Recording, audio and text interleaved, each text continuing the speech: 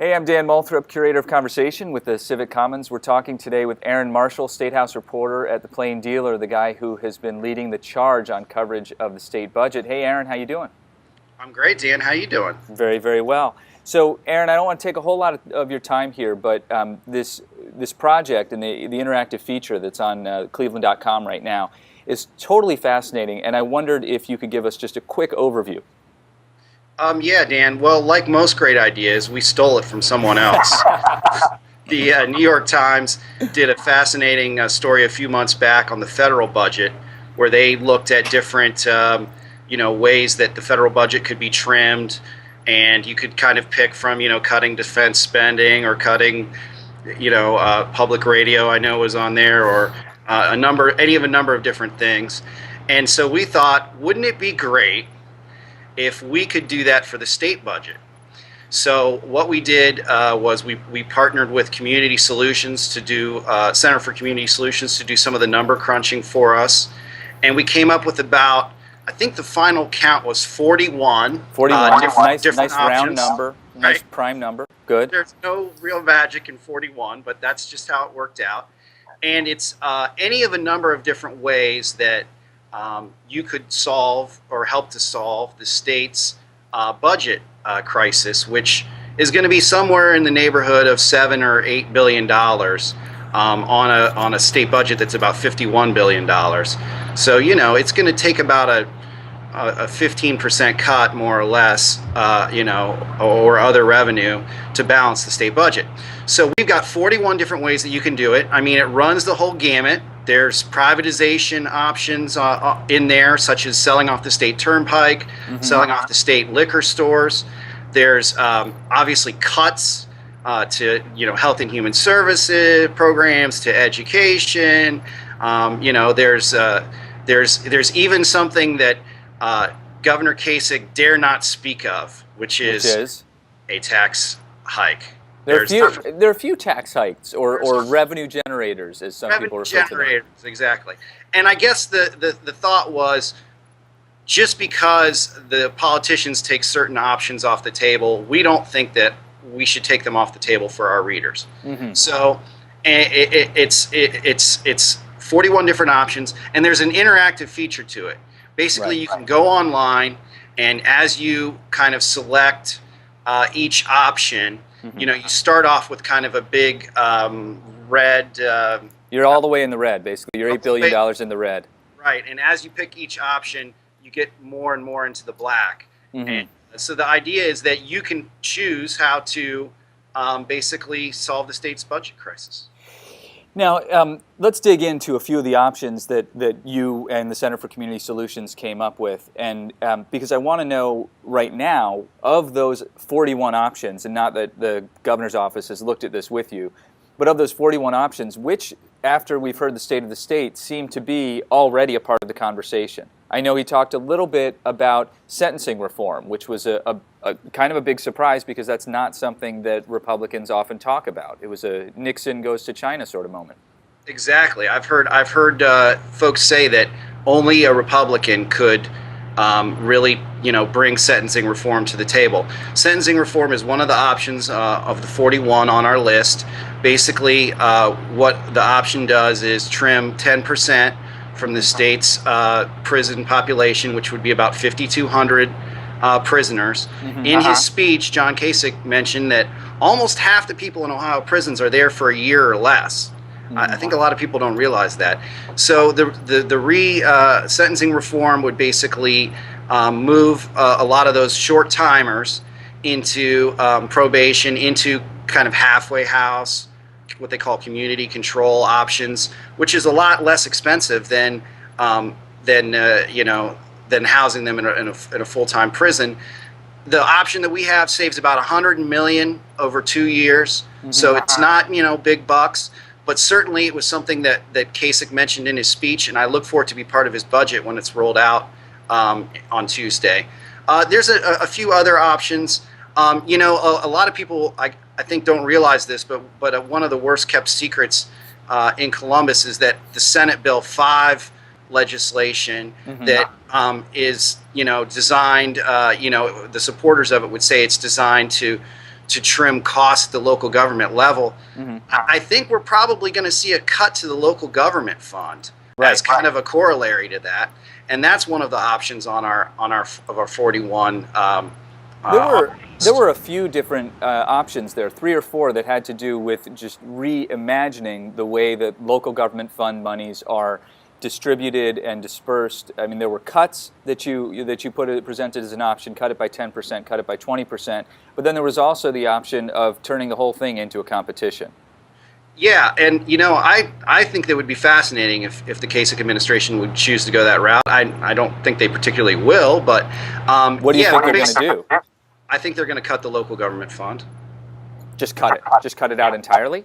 No, not entirely, but I think there's going to be a significant cut to the local government fund.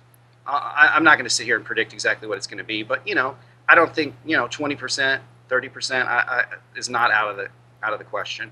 But to get back to the more creative solution would be to basically get rid of the local government fund and then set up a competition, a competitive grant program for the money, and the projects that sort of lend themselves to collaboration between communities and sharing across community lines, which certainly in Northeast Ohio is a huge issue, would get preference. Clearly, realigning government and collaboration and figuring out how to have less, of the same services by towns that are right next to each other is something that is been talked about to death.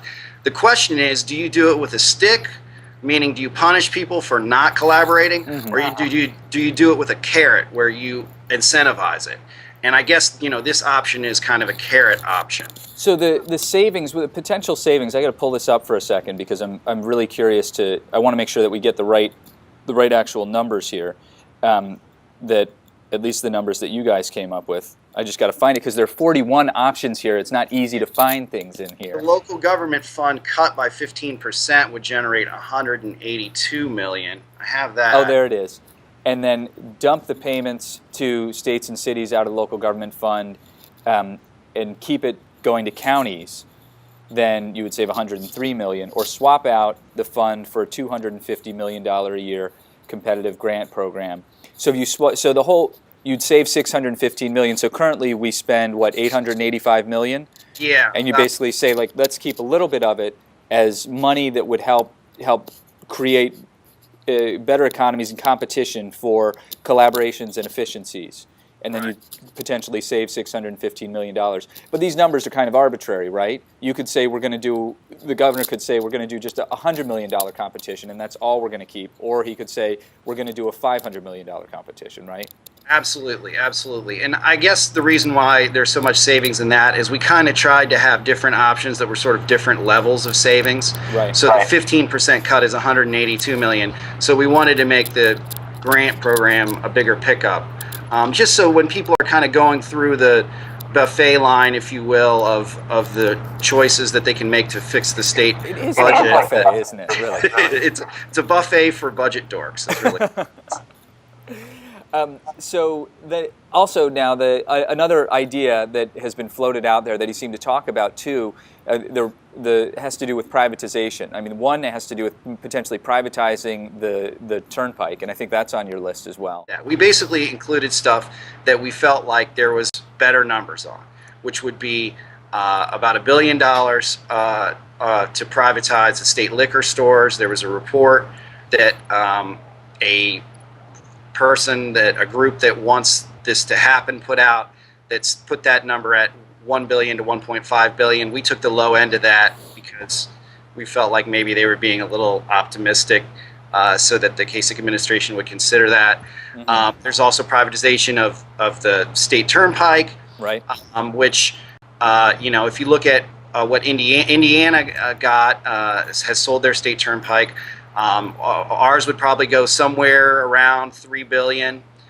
We still owe $600 million on the turnpike, so you pay that off and you get about $2.5 billion.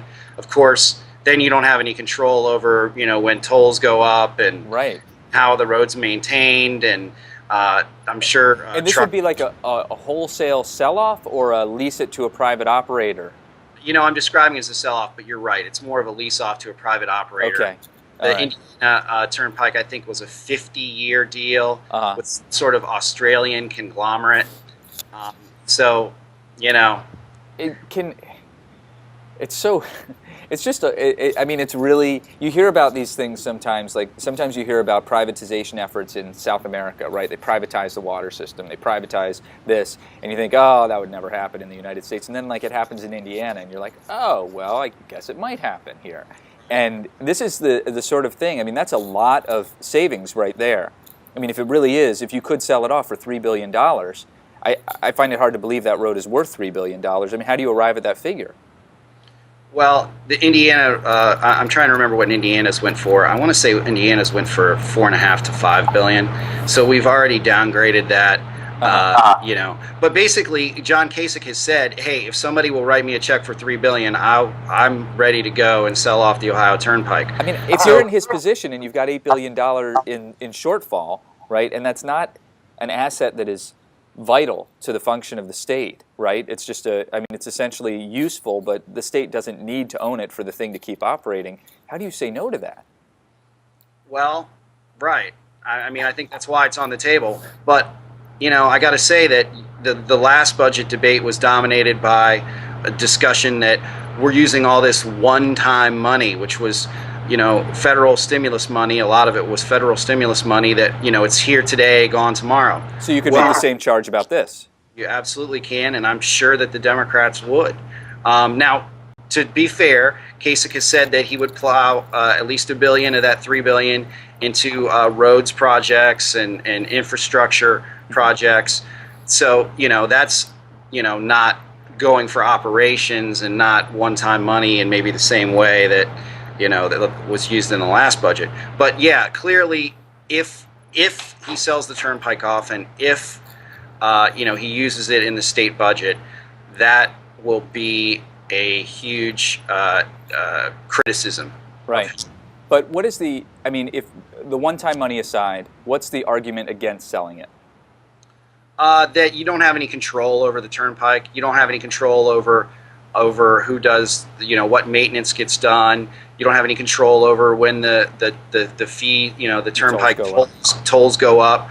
I mean, for example, this isn't a turnpike, but But you could build all of that stuff into a contract. You could put certain limits into the sale, into the terms of the sale, right? I mean, what a company is interested in is basically the fact that a turnpike is a guaranteed revenue stream for 50 years, right? Well, as long as people keep driving and trucks keep moving goods, right? It's like this thing will keep generating money, and that's what they're looking for. But look, Dan, it's a negotiation. I mean, these want to make money. Right. They're not going to have terms that are unfavorable to them. I mean, if you look at what happened in, I think, Chicago with they privatized their parking meters in Chicago. Well, the parking meter rates are up some ungodly percent. It costs 3 times as much to park your car in downtown Chicago as it did before they sold them off.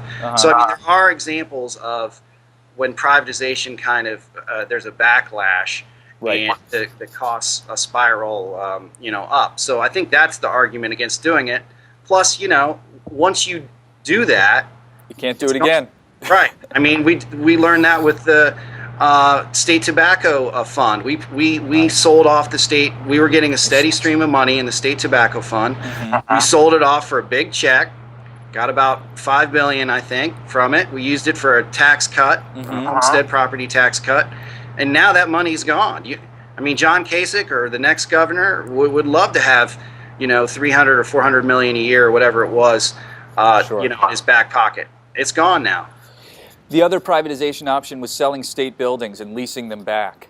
Why does that just on its face sound like a horrible, horrible idea? Because you're a traditionalist and you like to go down to the state house and have a picnic. Well, it is pushing the envelope a little bit. But if you look out in Arizona, they sold off about 24 of their state buildings out in Arizona. They got about $700 million for it. California was also interested in doing this. They were going to do a deal that was about 1.2 billion, I believe.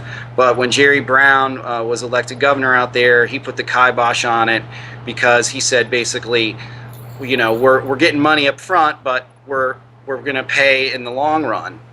You know, because we basically are selling these buildings off, then we rent the space out from the person that, you know, buys the buildings. So it's kind of like, here's your hamburger today, and gladly you will pay for the next right, you know, right, however many years. All right, let's move on to some of the other ones. I think we're probably going to see cuts to education in some fashion, cuts to both higher ed and K-12, right? Yes, absolutely. You know, there's an option that we have that is reduce K-12 spending by 20% for everything other than basic aid and transportation, and that would bring in 124 million. I just bring up that option That doesn't because seem like a lot of money. it's not that much money, because most of the money we spend in K through 12 is in basic aid and transportation. But let me just say this: in John Kasich's speech, State of the State address, he talked about putting more money in, quote unquote, in the classrooms. Well, that's code for, you know, things that aren't basic aid, and you really can't cut transportation because you got to get kids to school, and it costs a certain amount of money to go pick them up and drive them there. And if you don't get them to school, then you don't get the average daily attendance money. Right. And if you don't get them to school, you can't teach some them. would argue that kind of defeats the point of public schools. But so I think that, you know, I think that something along those lines is coming. You know, and then of course there's outright cuts. You know, I think we have a 10% option, a 20% option. You know, but I wouldn't be surprised if you know, the other than basic aid and transportation cut is kind of how Kasich frames it. Now, what does that mean? Well, what's being cut when you do that? What you're doing is you're cutting things like special education, vocational education. You're actually cutting the state. The state has had a robust school building construction program. Well, that's, you know, that's an extra. So you're going to not have as many new school buildings built across this state. There's extra money that states get for a high, or school districts get for a high concentration of poor kids. So that would be cut. So basically, what you're going to end up doing if you do that is you're going to end up disproportionately impacting poor districts, and frankly, districts in southern Ohio, where a lot of the school construction money is going. Okay, let me move on to another option that was one of the sort of biggest potential bang for the buck kinds of options that that I'd never even heard of before, which is this option of a sales tax just overhaul, where you actually reduce the sales tax level from 5.5% to 4%, but you get rid of every loophole that's out there. And there are currently something like, what, 54 loopholes? Yeah, there's about 54 loopholes, and a lot of them have to do with heavy machinery and industrial uses, industrial equipment tax breaks, and, you know, for steel companies and the Timkins of the world are getting significant exemptions from the state sales tax on stuff that they use to make their products, basically equipment that they buy and so on. But there are other loopholes. For instance, nobody pays sales tax on lobbyist services, which, you know, that's one of my favorites. Sure, it will never happen, but yeah, state sales tax is not paid by lobbyists. So the many well-heeled special interests that crowd into the State House lobbies daily to represent their clients to the fullest extent that they can, their clients don't pay the state sales tax. It's about $25 million a year. It's not much, but it's a piece. If we can't tax the lobbyists, who can we tax?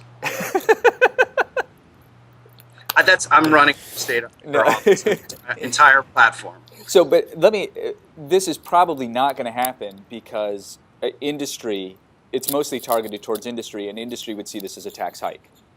Right. And Kasich has said, I'm not going to raise taxes. So even though this is, the way you framed it is as a tax reduction, It's actually for those 54 special interests. It's a tax. It would be a tax hike. It would be a tax reduction for probably every individual that's watching this broadcast, and every person in the state.